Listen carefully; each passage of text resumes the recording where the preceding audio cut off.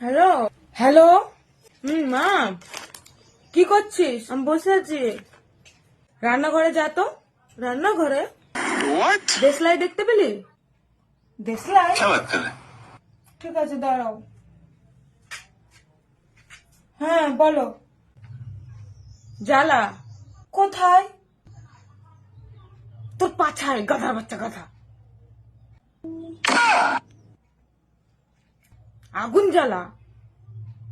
ঠিক আছে, ধরাচ্ছি। लेकिन एक सेकंड। বলো।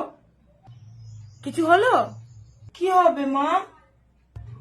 আরে আমি মনে করেছিলাম হয়তো গ্যাসটা আমি অন করেই রেখে এসেছি। আর যাব না বেগুন তুলিতে।